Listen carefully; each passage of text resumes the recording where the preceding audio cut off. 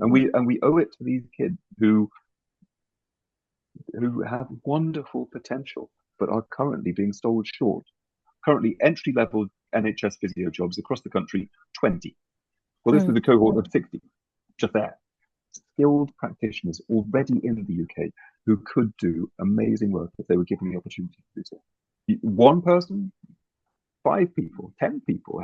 How many people need to say the same story before it's no longer just a few people with grievances, and now it's a bona fide pattern? Because approximately 70% of those people who watch this podcast regularly aren't subscribed yet.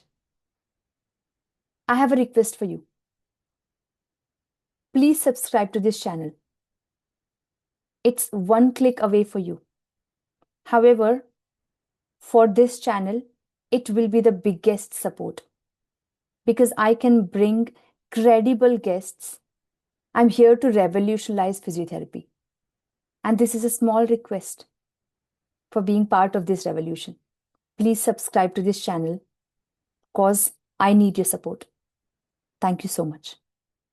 Some conversations start with the expertise, but this one starts with a parent, a father whose child lives with quadriplegic cerebral palsy, and who very quickly realized that the support and care that was available wasn't enough. So he did what a parent would do.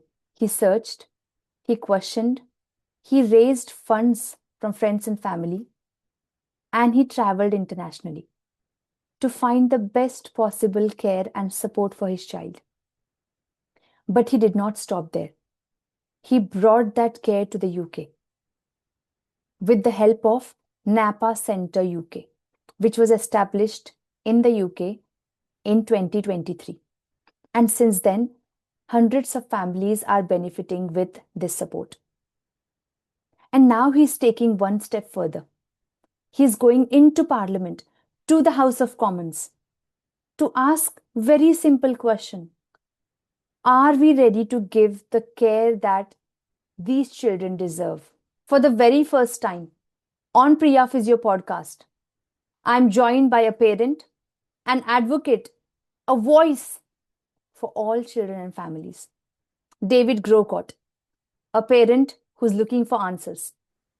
Hello, David. Welcome to Priya Physio podcast. Thanks a lot for joining along and choosing this platform to share your experiences about pediatric physiotherapy services. Well, thank you for having me. It's a delight to see you again. We spoke last week, obviously, and it's really nice to be here. And obviously, I hope that through this we can maybe have many more conversations with many people as well. Thank you, David. So, David, let's go into your journey as a parent. Can you share a little bit about who you are and why you are here today on the podcast? Yeah. Okay. Thank you so much. I mean, I suppose it's a bit of a journey that we've been on, really, as a family. And primarily, I'm a dad. I'm certainly not a therapist. I'm certainly not a physio, and I don't pretend to be at all. But my journey to bring me to this chair, talking to you right now, is very much as a father. So on what was it? The 9th of May, 2017, I was making my way home from work. I was assistant principal of a secondary school and teacher. And on the way home, my wife, who was 2 days past her due date, contacted me. She just said, I think something's happening. She was over at her mother's at the time. She said, could you pick up the suitcase from home? I think it's time to go into the hospital. Great. I was in Tesco at the time buying raspberry leaf tea for all the benefits that brings in that situation. And yeah, the situation deteriorated very quickly. And we were trying to get to the hospital very quickly by the time I caught up with her, and then we were trying to get through to the hospital very quickly. And Angus, our second son, ended up being born in the car as we were traveling at about 90 miles an hour to get to the hospital. we'd never been in that situation before, especially when looking down, it became clear that our son was stillborn in the car. So didn't know what to do. Pulled into a petrol station there, began CPR. 20 minutes later, approximately, the ambulances came along. Angus was whisked off. And after about an hour of without a pulse, then Angus was revived. But fairly obviously, there was HIE grade 3. And as a consequence of that, obviously, we realized that our lives were changed forever, really. So in starting to get the grasp of what that all meant, we started to look around at the provision that was available to us in the UK.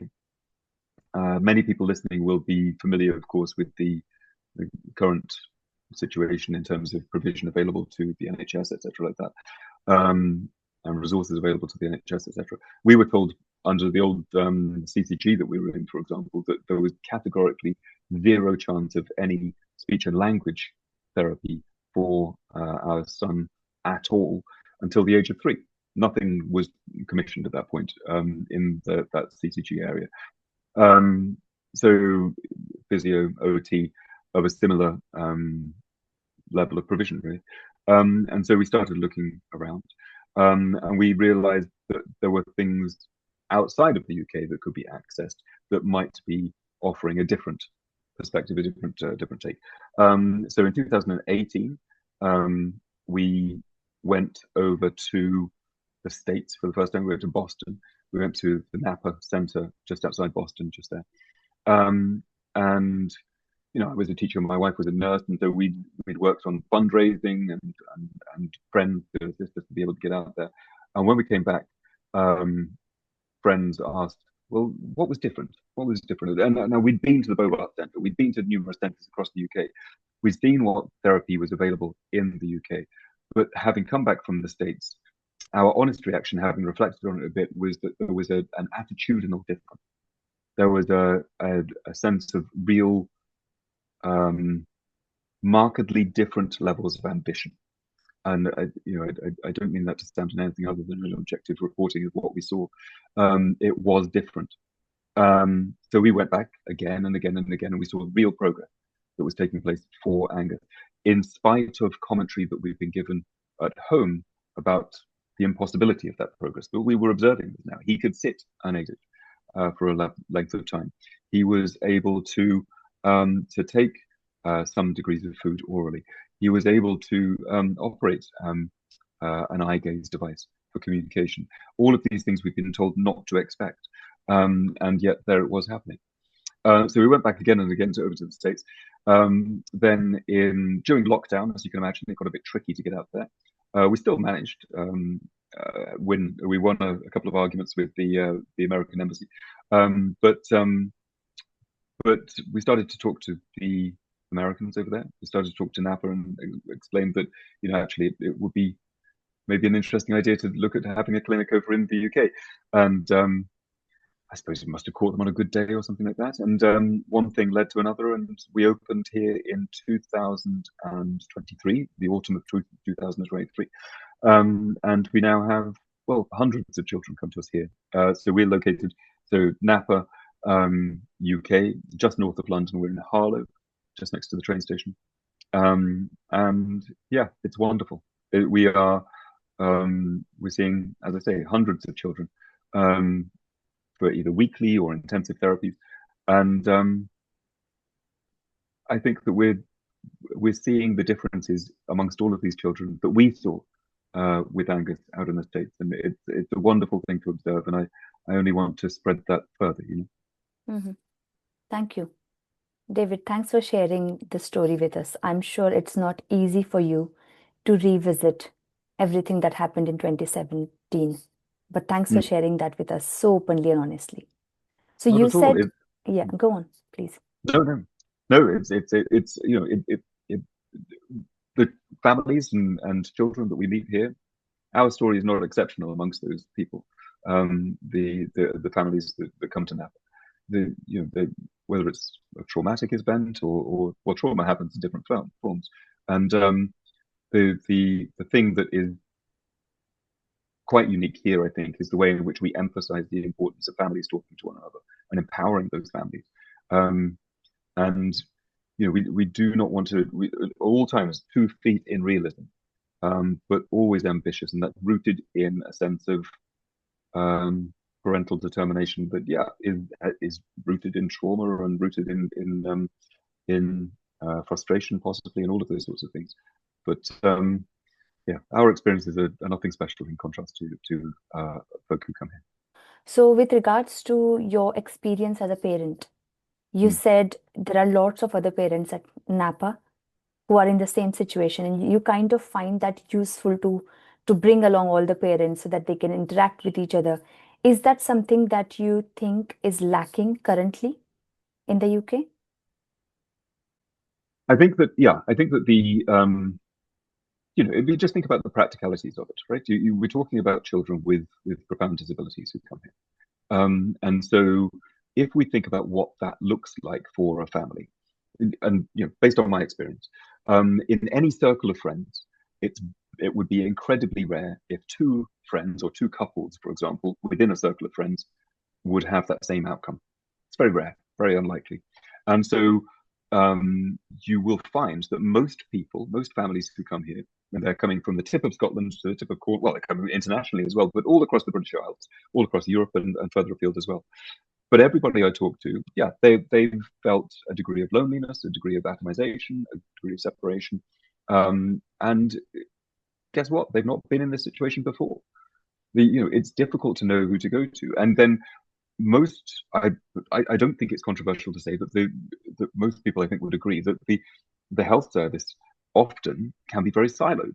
So you go and you talk to a physiotherapist, you go and talk to an occupational therapist. We want MDT to exist, but then you talk to a neurologist, and then you talk to an orthopedic consultant, for example. And oftentimes you're getting a single focus from each of those professionals.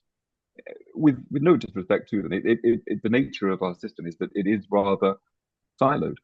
So can it be quite a lonely experience and quite a daunting one for people to suddenly realize that they are in some ways project managing their child's care? Then it can. Now, I'm very mindful that people listening to this may think that, gosh, we're creating a difficult situation where we are almost overly empowering families. We've got to leave this to professionals. And I come back to the point: at no point do we want to do anything that is inflammatory or that is causing a problem. At all times, I will counsel families: you need to have both feet in realism. Okay, we are not doing anything that is woo-woo or magic or crazy, but we are ambitious, and we are making sure, unashamedly so, for these kids. And so we've got to make sure that we work with professionals to that end. But we try to put families in touch with one another so that they can have a degree of emotional and I suppose emotional support, but then also a degree of very practical advice. Have you tried this walker? Have you tried a blended diet? Have you tried which blender not going to blow up at 11 o'clock at night? Have you thought about an EHCP? Who do you go to for that?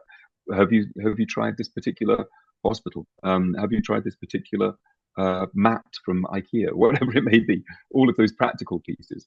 We want to make sure that families are talking, because otherwise it can be a very lonely experience, I think. Glad that you shared everything. And from what you've shared, I've actually looked at research before we joined the podcast today. And the research says that we have nice guidelines for cerebral palsy, for under 25s, which was reviewed in September 24. So fairly recent guideline, which expects MDT care, which expects information and support, which expects management aimed at maximizing activity and independence. So if I have to be very specific, NICE quality standard QS 162 also sets out priority areas such as follow-up for children at risk, referral pathways, parent carer information, and their personal care folders. But what I'm hearing from you now is that as a parent, you did not see that. UK focuses on emotional support. UK focuses, I mean, the guidelines, everything is around that patient and family. So it's like patient and families are at the heart of everything they do. Hmm. But from listening to you, it looks like, yes, it is there, it is expected. But when somebody receives that care, it could be a postcode lottery. Like you shared Hmm. your example about the SALT, speech and Hmm. language therapy. It wasn't available until Angus was 3 years old. Hmm. Yeah, that is And, the, yeah, and go on. even then, sadly, I mean, it's very difficult to get those things. I mean, if I tell you now, so this is Angus just over my shoulder, just here, the photograph of him, the little troublemaker. Um, but he is, and this is him at his swimming club with Ellie Chalice, who's a gold medalist in the Paralympics. But he is, yeah. If I tell you now that, I mean, Angus has quadriplegic dystonic cerebral palsy. He is non-verbal. He is tube fed. He is GMFM 4 with elements of 5. He is a severely impaired child. He was last physically touched by an NHS physio about 5 years ago. Mhm. Now, just that statement, as I say it again, that doesn't feel.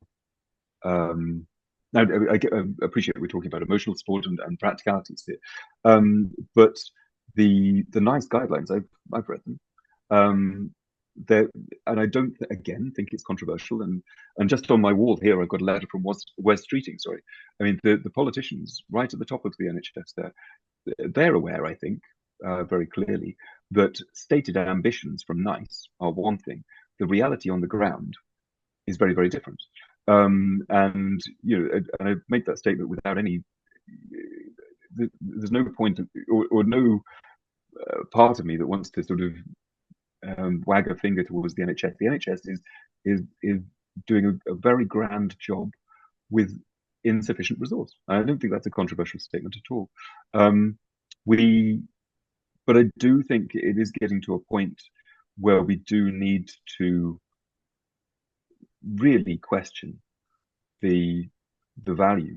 And indeed, I worry that we as a nation with the NHS in this particular sector, I think that we're going down a little bit of a unexplored rabbit hole that means that pathways are now diverging from clinical reasoning. If we put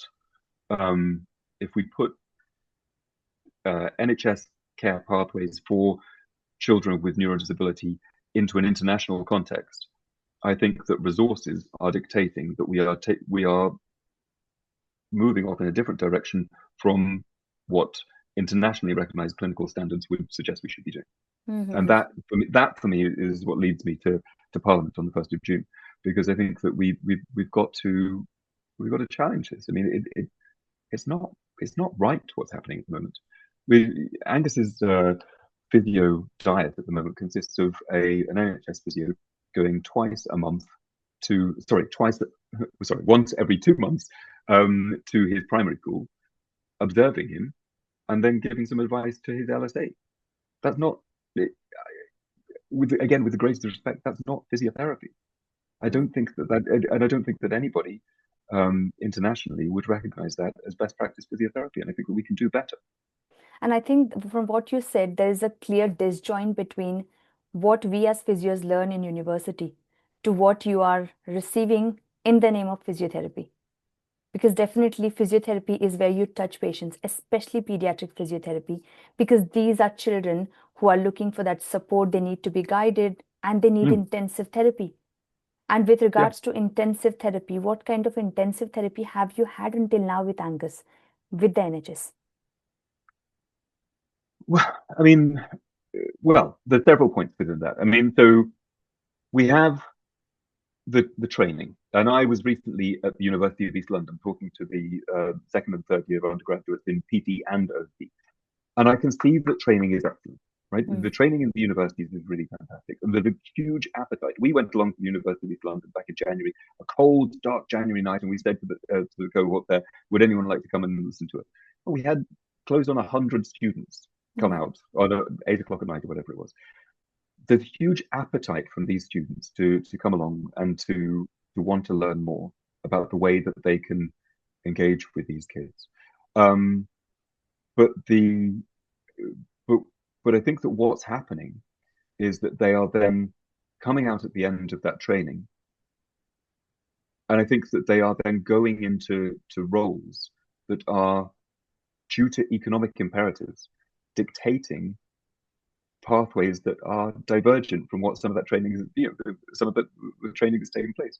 I mean, to give parents a leaflet and to say, well, this is how you can do, sit to stand or whatever, I'm not a physio.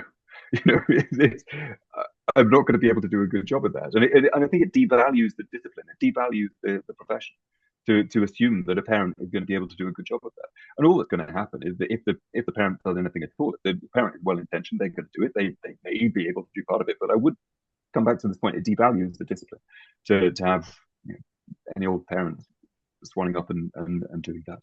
But then if that's not happening, if that hands-on work isn't happening, well, many of the listeners to this will know what happens. The child then doesn't mobilize.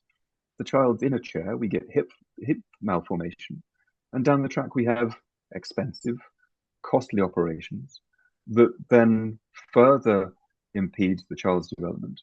And we take a kid who's growing into an adult, of course, and rather than optimizing their chance to be independent and all of the virtues that come from that, then you are training somebody to be more dependent, and then on that, and with all of the implications from that as well. Just on the training point, though, we've gone backwards. We have absolutely gone backwards in this country over the last, let's say, 15 years. Well, less than that. In Angus's lifetime, Angus will be 9 in May.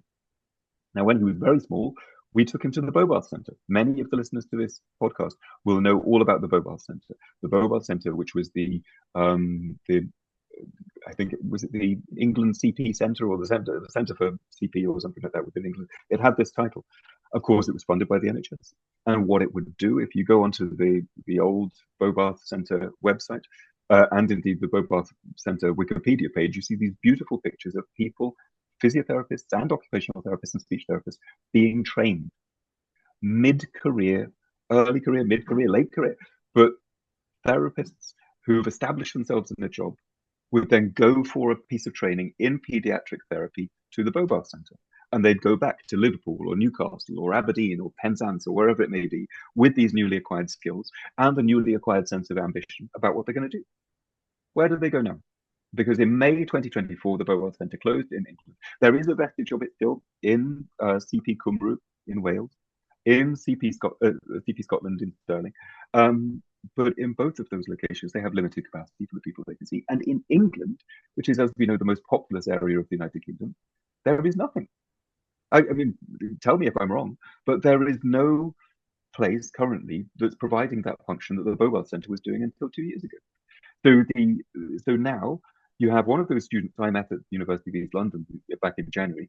They graduate, they pop out. If they're lucky enough, they're able to get one of the very few NHS jobs that are available. They're told to do a pathway, which I think anybody really could see it diverges from from clinical best practice, and they get entrenched within that care pathway.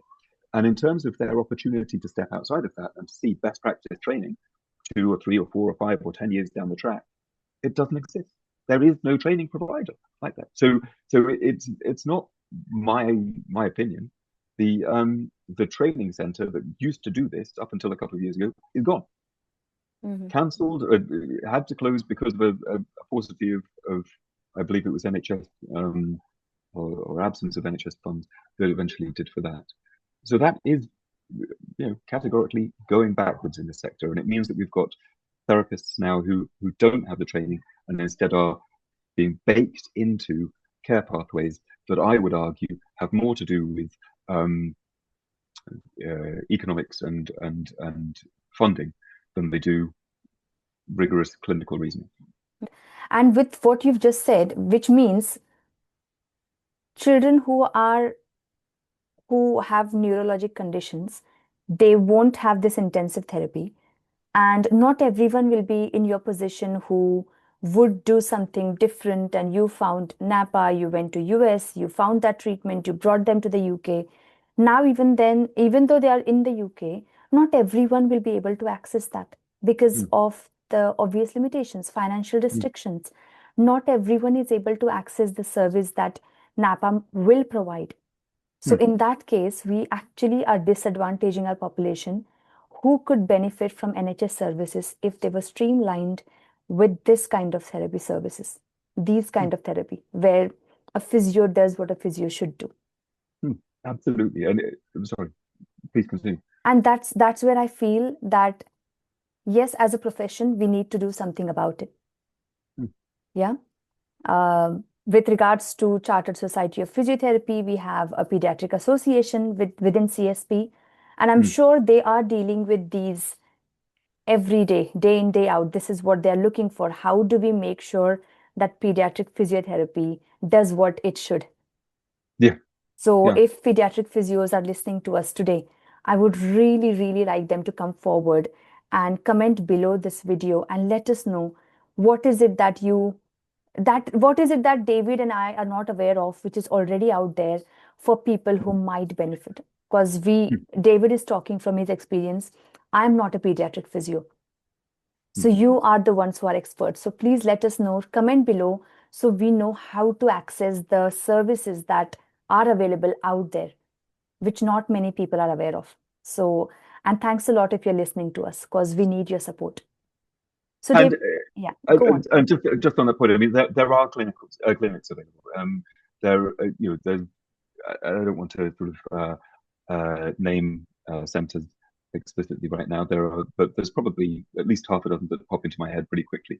Um, they, and we took Angus to a lot of them. But these are either charitable or private clinics. And I do look. I mean, I put my hat in with NAPA because I do believe in what they're doing, and yeah, we just want to.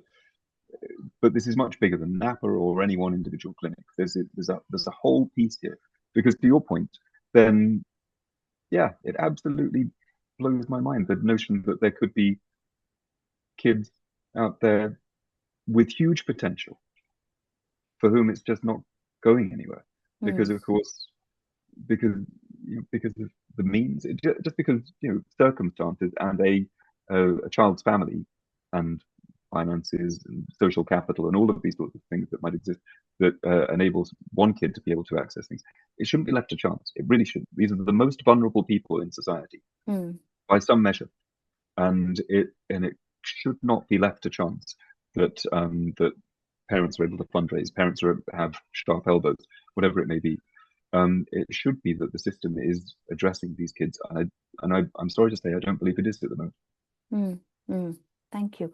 And where you shared that Angus is able to do a lot of things now with the support of NAPA and what therapy services you accessed.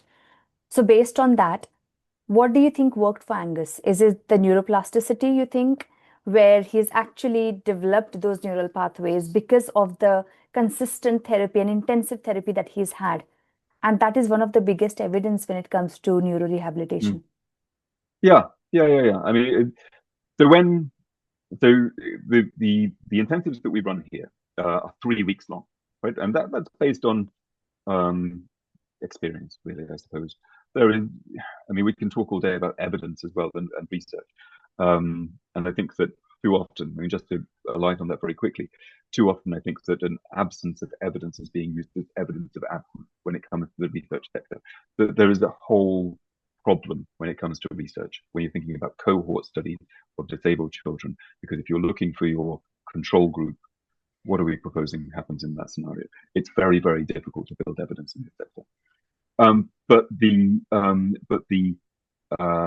But when it comes to the intensives, yeah, 3 weeks at a time. And Angus will do 5 hours a day, 75 hours over a 3 week period.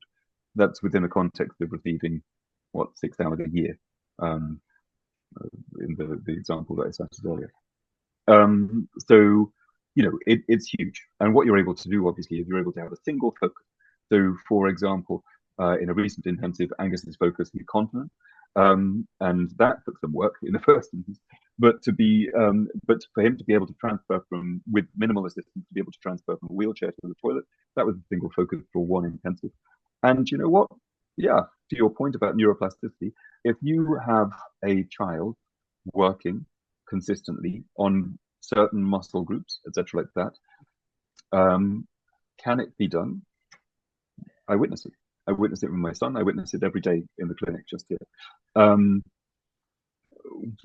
When I'm talking with parents, I'm very keen to always manage expectations. This is not magic. This is not about light switches. This is not about instant quick wins. This is about, as you say, putting the hours in, slow slog. If you look at, however, the very influential book in the sector, The Boy Who Could Run But Could Not Walk, by Karen Pate,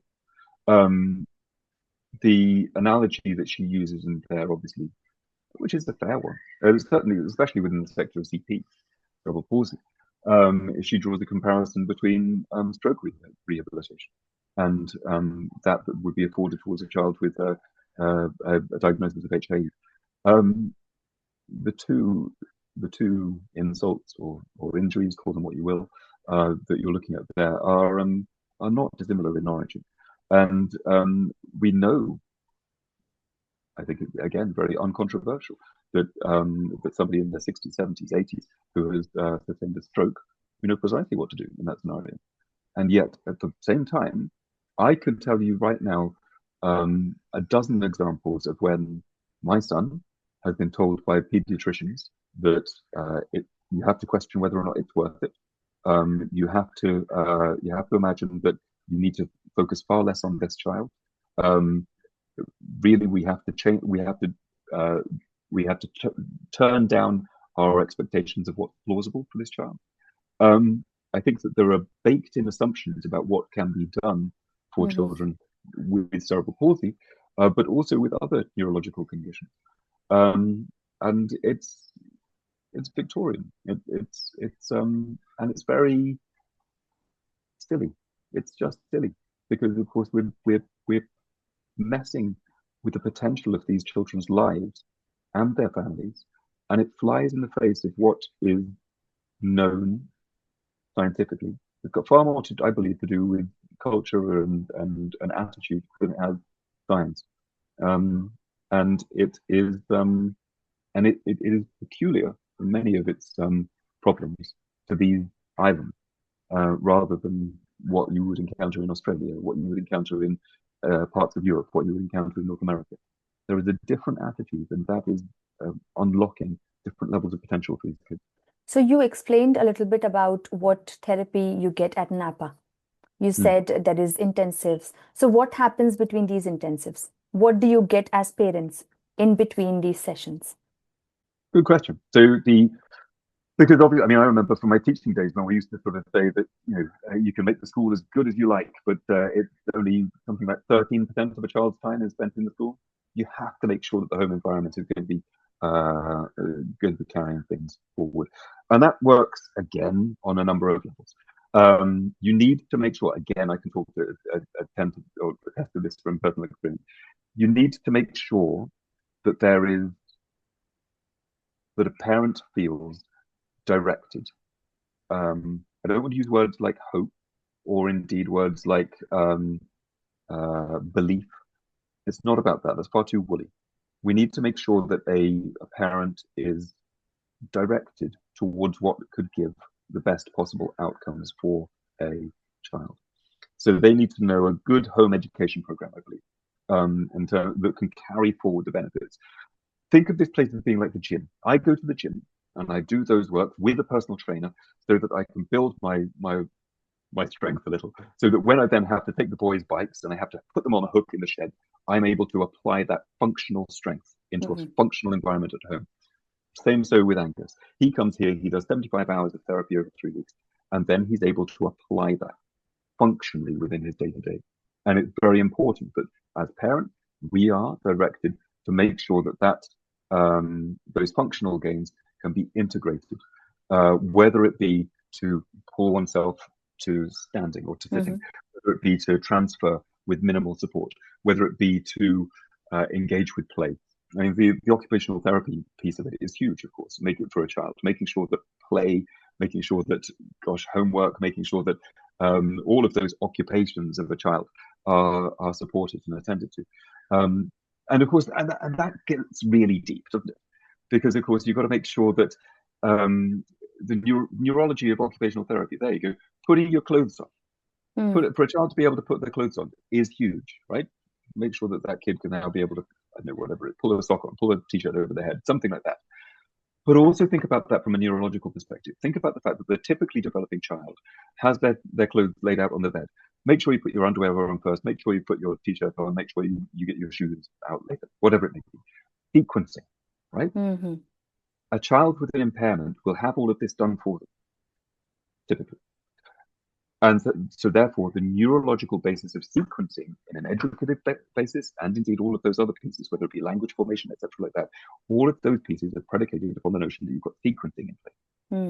And you need to make sure that you've got that. So the occupational therapy, yes, helps with the idea of getting that t-shirt over their head practically. Put this arm here, do this with your other arm, whatever it may be. But it's also really, really important to think about the onward gain. I'm always, in my mind, whenever we have a child here, thinking about a row of dominoes.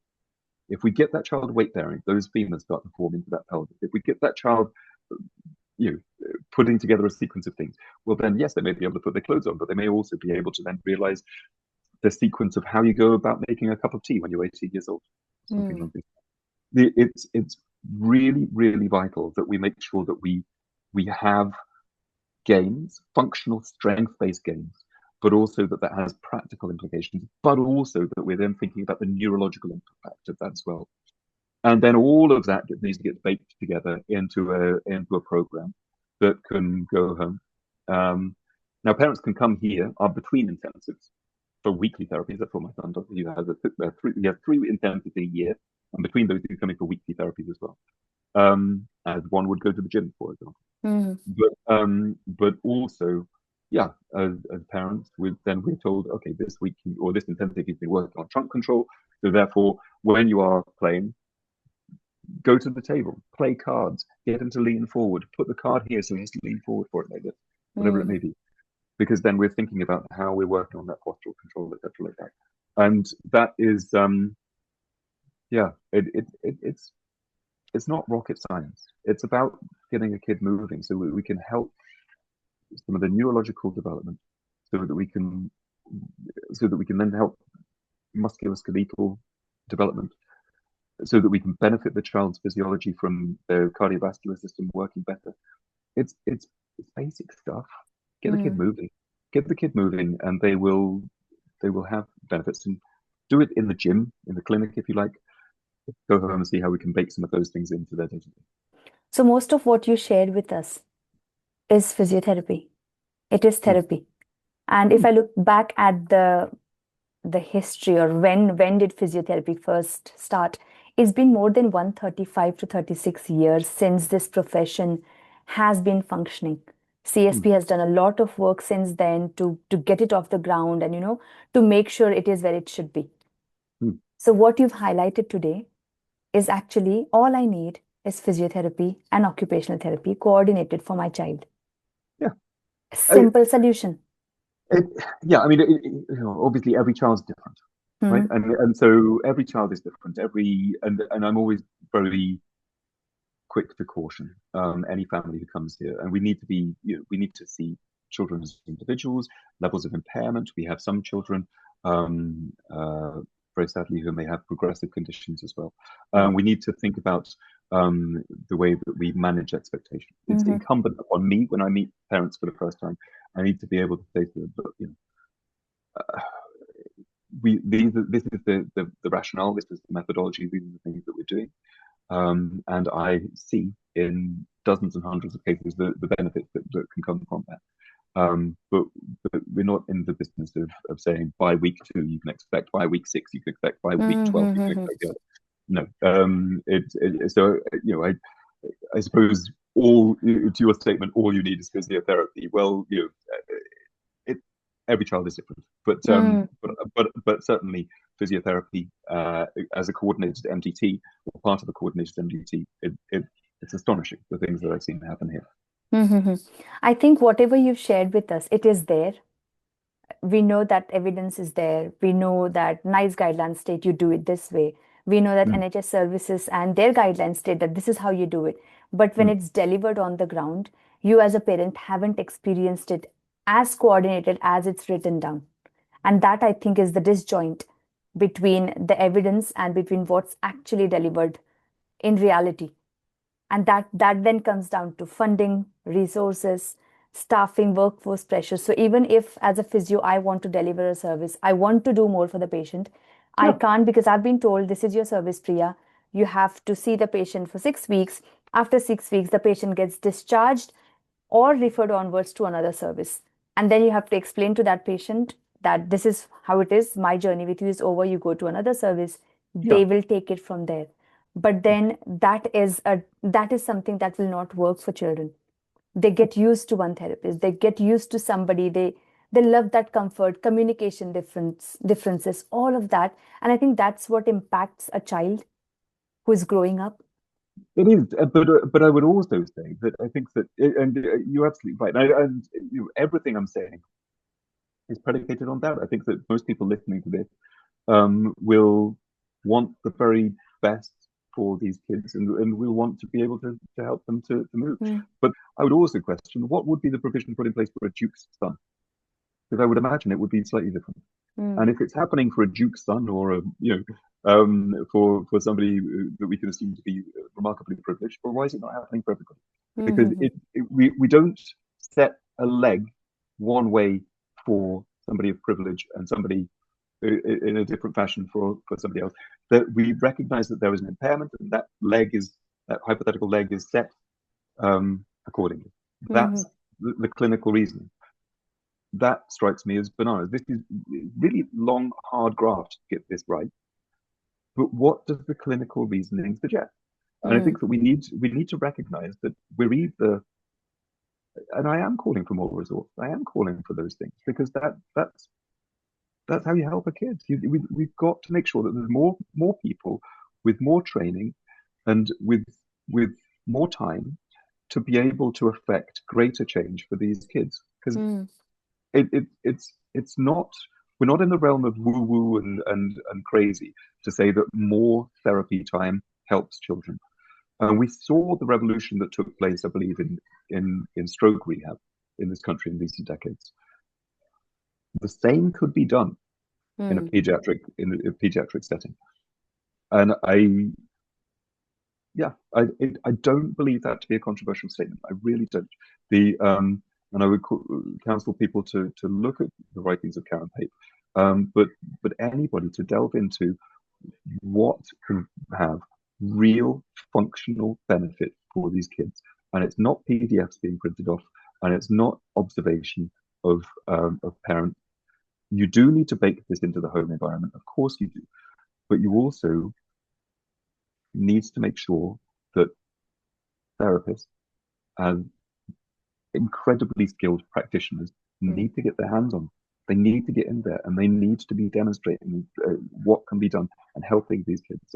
And that's hence Parliament, hence trying to win this argument with the people who have their fingers on the purse strings. Yes, I was going to touch on that because whatever you've shared with us today, we know that it's there, it's written down, but it's not happening consistently everywhere. Mm, I'm not saying it might have been your experience that it didn't work for you in a way mm, that the evidence states, but could be other parts of England or UK that it is working amazingly and mm, people are seeing results. So mm. with that, can you please touch on what you are going to do in Parliament? So it is interesting, isn't it? I mean, we have, like I say, our experience is not different from other families from across the country. And so I happen to know that just outside this office in the clinic today, we've got a family from the north coast of Scotland, very similar experience. We've got a family out there from Wales, very similar experience. We've got a family from Birmingham, very similar experience. I have no doubt that there are pockets of excellence, but they're pockets. My Mhm. experience is that there is widespread systemic failing in this sector in the UK at this moment.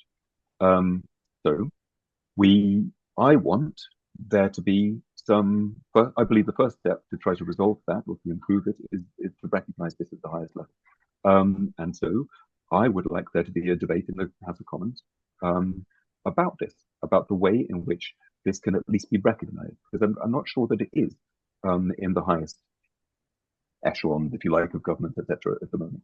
I would like to make sure that this becomes a matter of record, that it is that the UK is not excelling in paediatric neuro rehab, and it could. Now, to that end, yeah, we have this event on the 1st of June. We're going to Parliament, and we're going to be trying to get a certain number of MPs, constituency MPs, from constituencies where we have families across the country. One from Derbyshire, one from Nottinghamshire, one from Devon. The list goes on. And we'll go and we'll say to them, look, this is our experience. One person, 5 people, 10 people. How many people need to say the same story before it's no longer just a few people with grievances, and now it's a bona fide pattern? Because it's a bona fide pattern. There's no getting away from it. This is not my grievance. I hope I'm speaking relatively reasonably. The families who come forward to me sing the same hymn sheet, and not one that's been devised. They tell the same story. Now we need official recognition of that before we can start to try to think about, okay, well, how do we make that situation better? And I hope it goes to the House of Commons.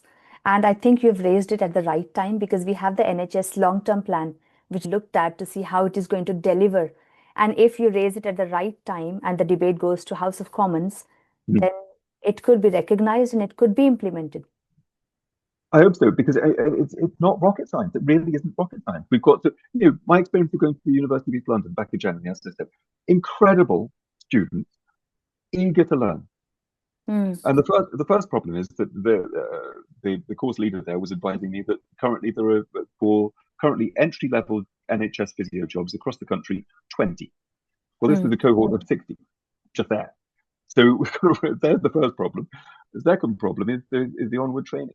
But the third problem, I think, is the baked-in pathways that are there due to economics. They're nothing to do with clinical practice, really. And so, yeah, raise this to people. Point out to them that this is not what is done in Australia. This is not what is done in France. This is not what is done in any other G7 country you care to mention. We can do better than this. We should, and we owe it to these kids who have wonderful potential but are currently being sold short. And are, whether it be hip formation or inappropriate education pathways, all of these things are unnecessary. It's 2026 and we've got these unnecessary outcomes for these children that could be resolved really very straightforwardly with the skilled practitioners already in the UK who could do amazing work if they were given the opportunity to do so. Thank you. Thank you for sharing this so honestly and openly. And I was trying to think, what can we do? And while you were talking, I just think we need to hear more stories. So I would urge parents who have children and who have experienced exactly what David is going through, or your experience is good enough, can you please let us know in the comments below, so we know that it's not just David who's suffering, it's not just Mr. Jones who's suffering. There are many others who are going through the same thing. And if you've had a good experience, we'd like to hear about that as well. Do let us know, so we can still show that yes, this works in one area, so why doesn't it work in another area? So we can make our case strong. Secondly, pediatric physios and physiotherapists who are out there listening to us today, please let us know in comments, what is your experience? What have been your challenges? If you are the practitioners working on the ground and you feel like your hands are tied because of system, then do get in touch with us. Let us know. Let those comments come through, so we know exactly that yes, this is a problem, and yes, it needs to go to the House of Commons. Of course, David, with your support, with your experience, you have lived experience of this. And no one can talk over somebody who's actually going through that every single minute of the day. Mm. So thank you for being here. Thank you for sharing your story with us. Raise this awareness amongst other people, other parents, other physios, therapists, healthcare professionals who are facing the frustration that you are. Thank you, David. Thank you. Thank you so much. Thank And just to your point, I would, if anybody watching this would like to come and see NAPA, or would, I'm very happy to show you around the clinic. Very happy to talk to anybody really about what we get up to here and the work that we're trying to do. Thank you so much. Thank you, David. Not at all.